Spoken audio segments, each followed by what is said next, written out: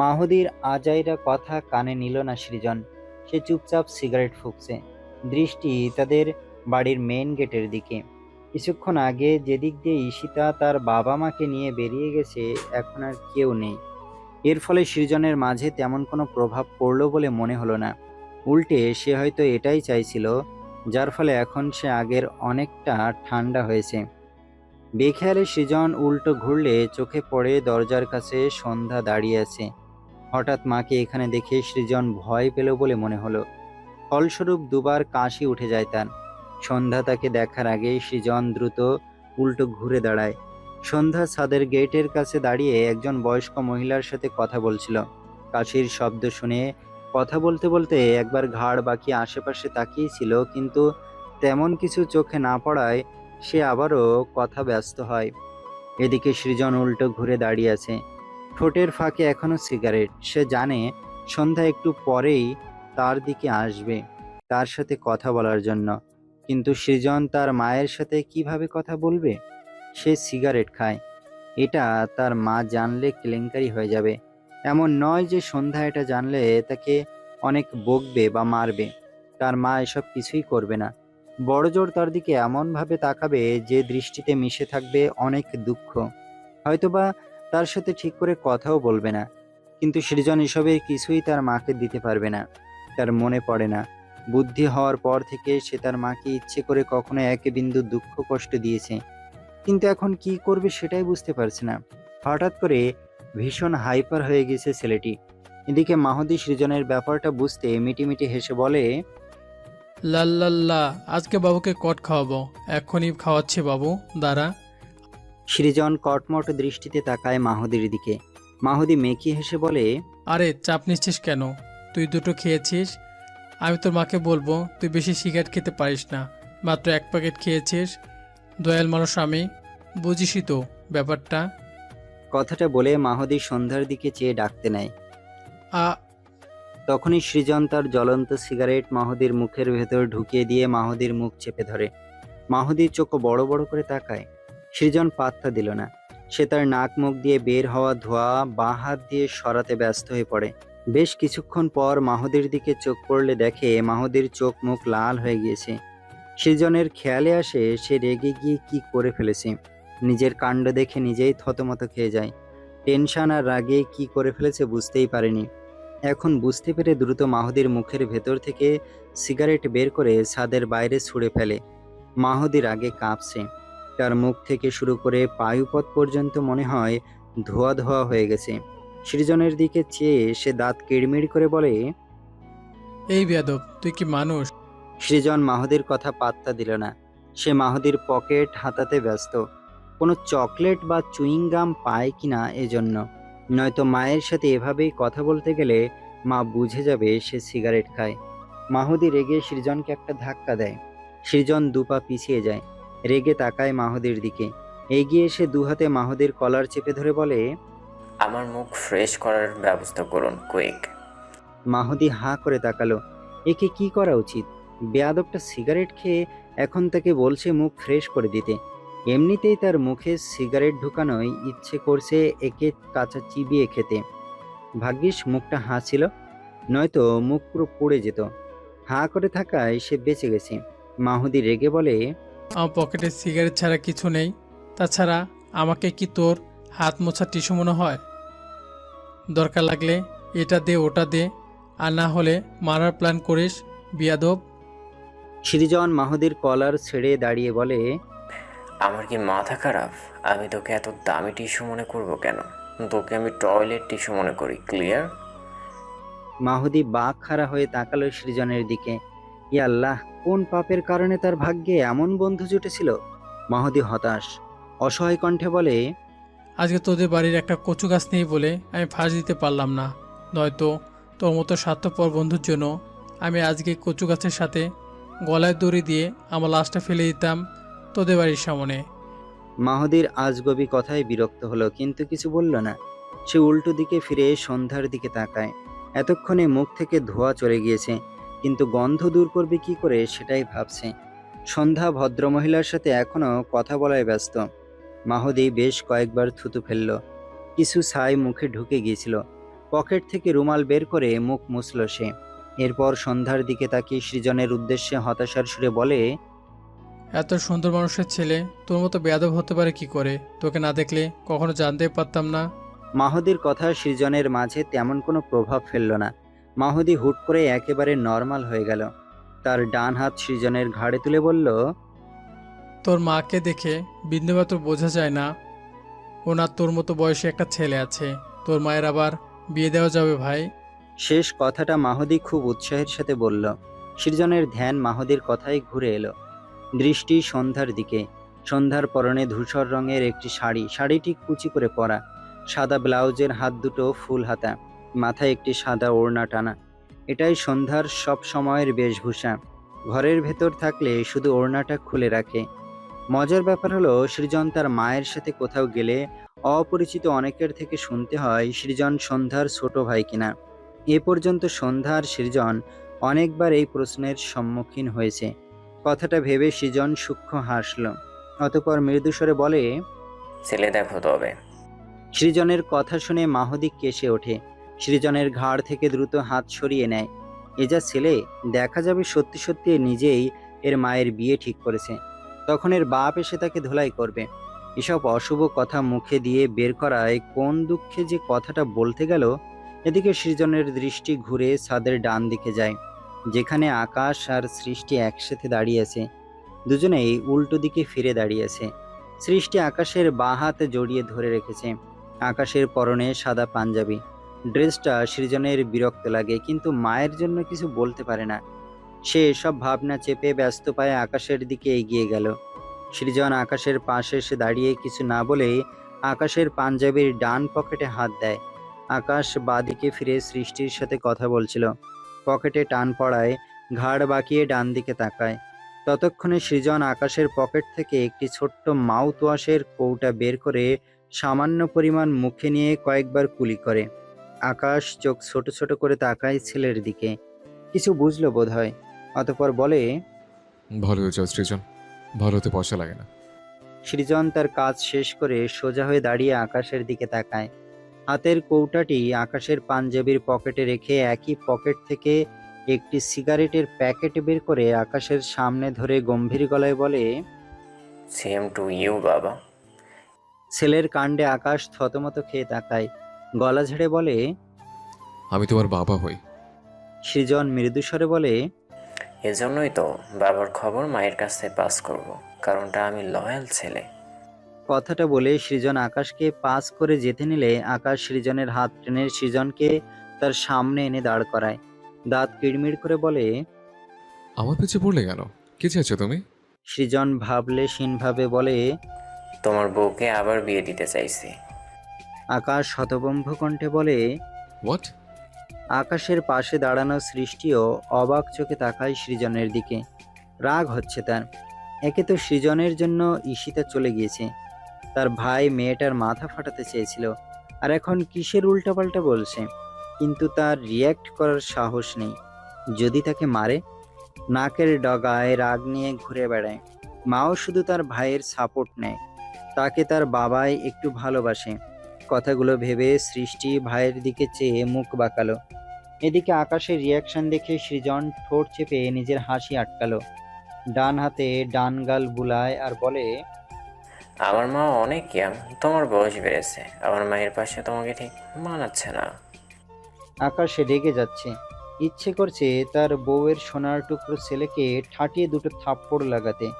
অতঃপর রেগে বলে, সন্ধ্যা মালতীর জন্য শুধু তুমি আমার হাত থেকে বেঁচে যাও, নয়তো তোমার জন্য আমি আমার পুরো বাড়ির লাঠি ভর্তি করে রাখতাম। সৃজন অবাক হয়ে বলে, কেন, তোমার হাতে জোর নেই?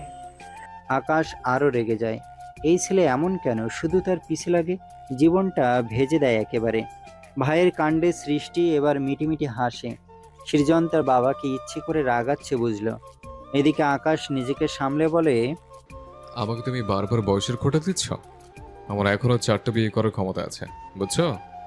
সৃজন ভুরুকুচকে বলে, আমি বুঝে কি করব?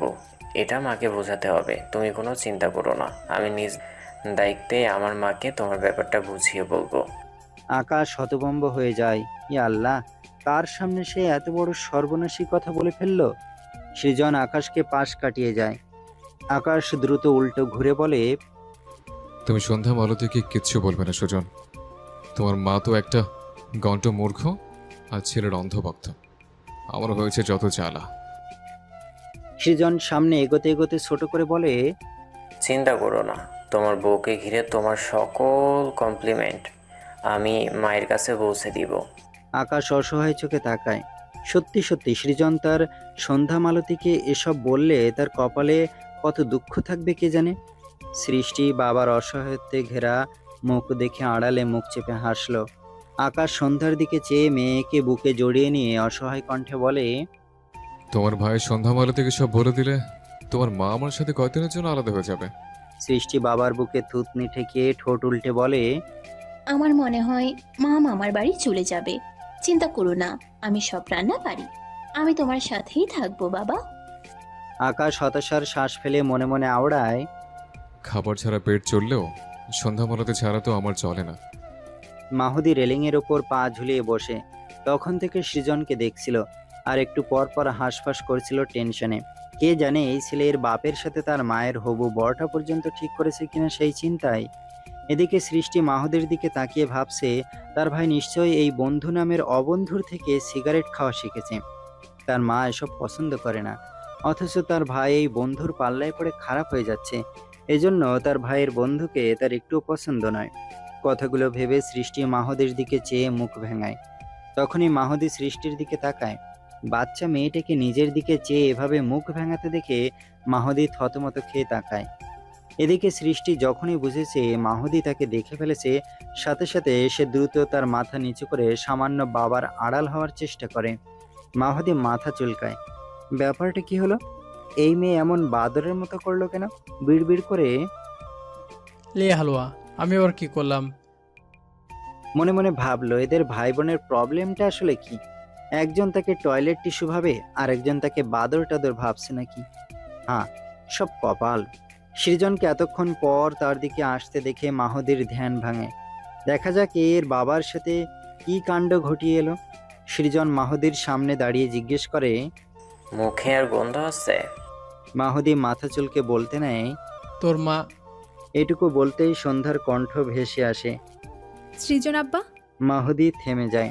সৃজনও এক সেকেন্ডও সময় নষ্ট না করে তাকায় মায়ের দিকে। সন্ধ্যা সৃজনের দিকে চেয়ে মৃদু হেসে হাত নেড়ে ইশারায় সৃজনকে তার কাছে ডাকে। সৃজনের বুকে হুট করে অদ্ভুত এক প্রশান্তি লাগলো। সে অপলক তার মাকে দেখল। মাহুদিকে বলা গল্পগুলো উল্টে পাল্টে সৃজনের সামনে ভেসে উঠল। তার মায়ের জীবনে হাসির মুহূর্ত খুব কমই এসেছে। এখনো সে খুব বেশি হাসে না, তবে মাঝে মাঝে কারণ ছাড়াই হাসে। এই যেমন এখন হাসছে। আর সেই মুহূর্তগুলো সৃজনের কাছে হয় সবচেয়ে দামি। ঠিক যেমন এই মুহূর্তটা তার কাছে ভীষণ দামি ঠেকল। মায়ের হাসি অন্যান্য ছেলের কেমন অনুভূতি দেয় সৃজন জানে না, তবে তার কাছে তার মায়ের হাসি শ্রেষ্ঠ মনে হয়। তার মায়ের হাসি তার জীবনের অর্ধেক সুখ। সৃজন তার দুহাত প্যান্টের পকেটে গুজে রাখল। সন্ধ্যার চোখে চোখ রেখে মাহুদির উদ্দেশ্যে বলল, আমার দেখা শ্রেষ্ঠ নারী আমার মা মিসেস সন্ধ্যা নওয়াজ, যে ছোট্ট থেকে প্রতিদিন নতুন নতুন লড়াই করে আজও অটল পাহাড়ের ন্যায় দাঁড়িয়ে আছে। যার সর্বশেষ লড়াই ছিল নিজ স্বামীকে জেল থেকে মুক্তি করা, প্লাস স্বামীর পাথরে রূপান্তরিত মনে নতুন করে সন্ধ্যা মালতী ফুল ফোটানো। সে আমার বাবা মিস্টার আকাশ বিরাজ নওয়াজ এর সন্ধ্যা মালতী। ছেলের মুখে হঠাৎ নিজের জীবনের একটি সারাংশ শুনতে পেয়ে সন্ধ্যার সারা শরীর বিদ্যুতের ন্যায় ঝাঁকি দিয়ে উঠল। ঠোঁটের কোণে ল্যাপটানো হাসি মিলিয়ে গেল। সৃজনের বলা দুটো বাক্যের মাঝে তার পুরো জীবনের গল্প খুঁজে পেল সন্ধ্যা। সন্ধ্যার চোখ দুটো ভরে উঠল। ঝাপসা দৃষ্টি জোড়া সে দ্রুত সরিয়ে নিল ছেলের থেকে। তাকালো আকাশের দিকে। আকাশ অবাক হয়ে তাকিয়েছে ছেলের দিকে। কিছুক্ষণ আগে সৃজনের বলা কথাগুলো নিয়ে সব চিন্তা দূর হয়ে গেল। পরিবর্তে একরাশ মুগ্ধতা কাজ করলো ছেলের প্রতি। সৃজন বাবার দিকে চেয়ে সূক্ষ্ম হাসল। আকাশের চোখে ছেলের হাসি অবশ্য ধরা পড়েনি, তবে সৃজনকে কিছুটা পড়তে পেরেছে বোধহয়। আকাশ তার দৃষ্টি ঘুরিয়ে সন্ধ্যার দিকে তাকায়। চোখাচোখি হয়, সন্ধ্যার পানিতে টইটুম্বুর চোখ জোড়ার সাথে আকাশের গলা শুকিয়ে এলো। শুকনো ঢোক গিলল কয়েকবার, করুণ দৃষ্টি জোড়া দিয়ে কয়েক হাজারবার বোধহয় সন্ধ্যাকে সরি বলল। সন্ধ্যা কি বুঝলো আকাশের চোখের ভাষা? বুঝলো বোধহয়। এজন্যই হয়তো পানিতে টইটুম্বুর চোখে আরও খানিক অশ্রু জমল। সে নিঃশব্দে দৃষ্টি ঘুরিয়ে আবারও সৃজনের দিকে তাকালো। সৃজনের চোখে চশমা। এটা মা হিসেবে তার ব্যর্থতার পরিচয়। সে তার ছেলেকে সেদিন রক্ষা করতে পারেনি বলে তার ছেলের আজ চোখে চশমা। কথাটা ভাবলে সন্ধ্যার মা হিসেবে নিজের কাছে লজ্জা লাগে। সেদিন সে তার ছেলেকে একা ফেলে চলে গিয়েছিল বলেই তো তার ছেলের মাঝে এই খুঁত। এর জন্য সে ছাড়া আর কেউ দায়ী নয়।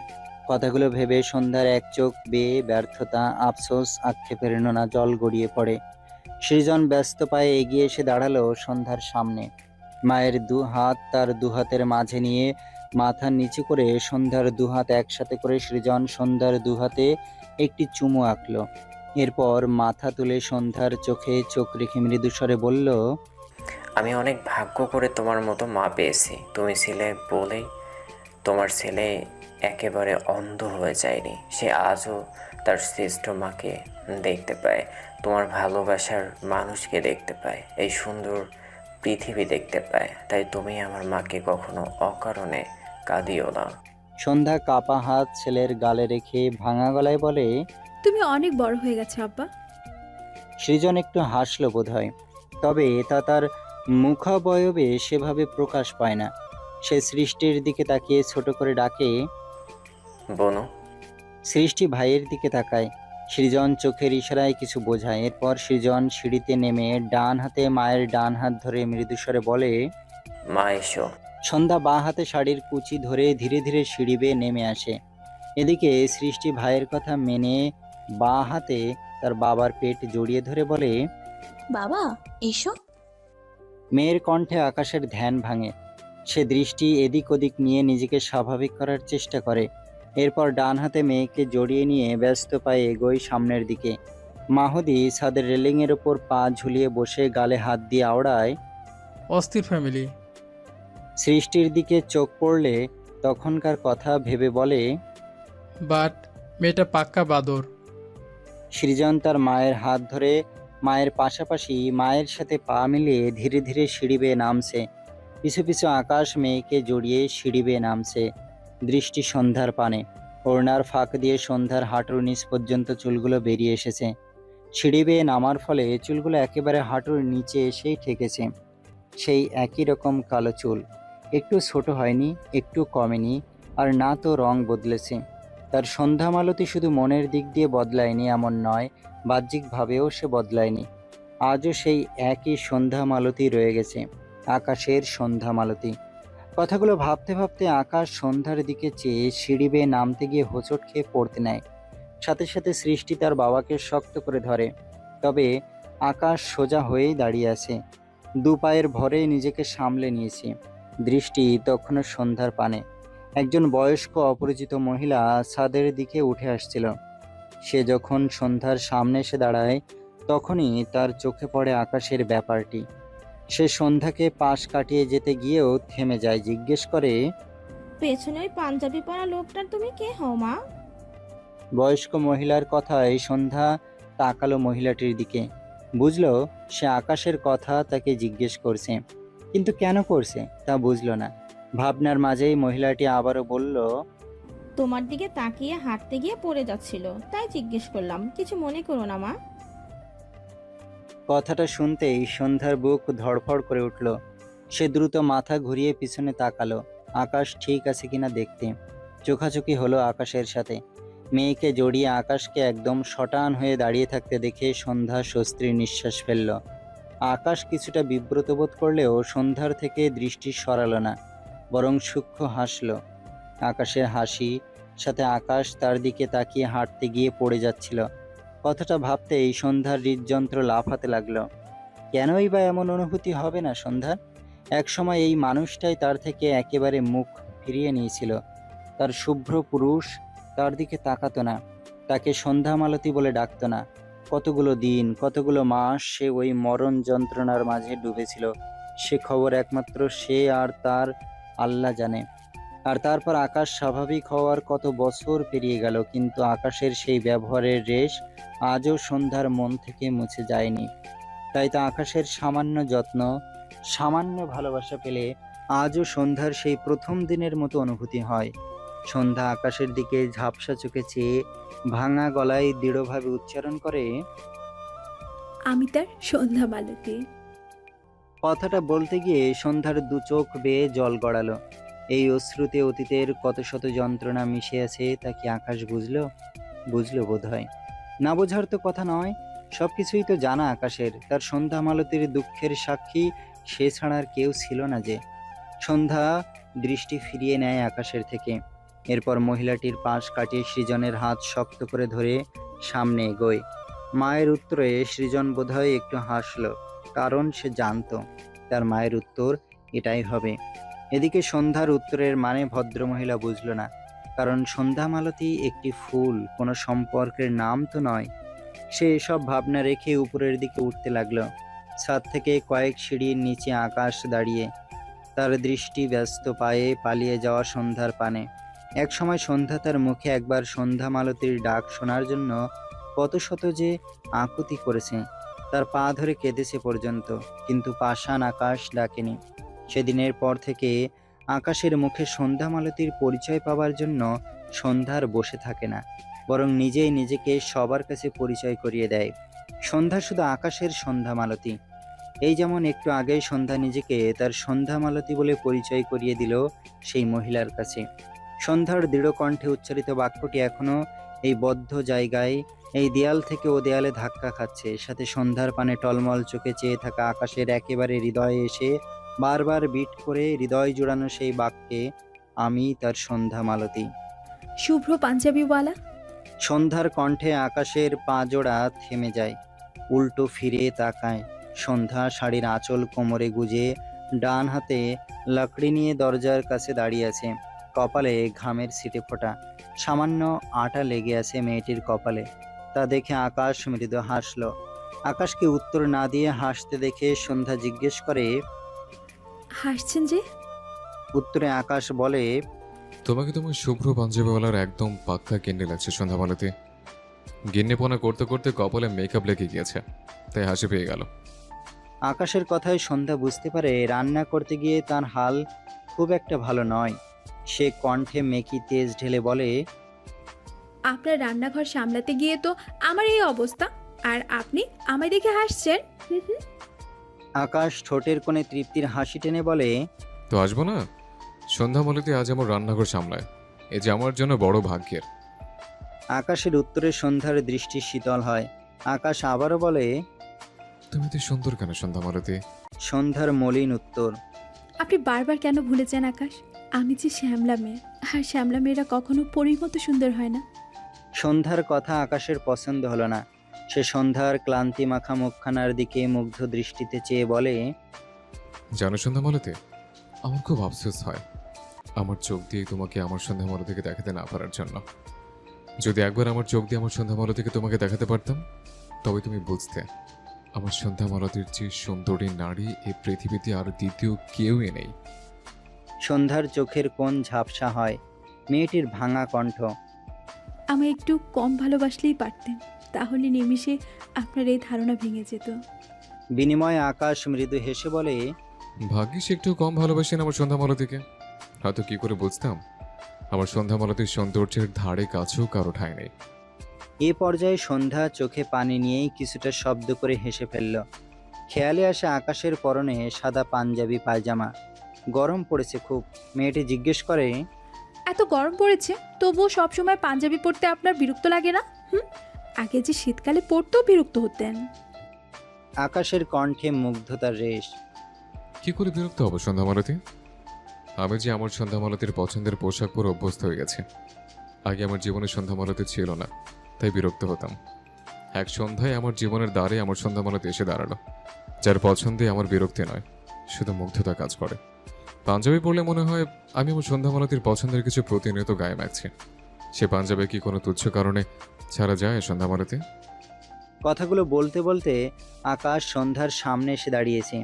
সন্ধ্যা ছলছল দৃষ্টিতে কেবল দেখল তার শুভ্র পাঞ্জাবিওয়ালাকে।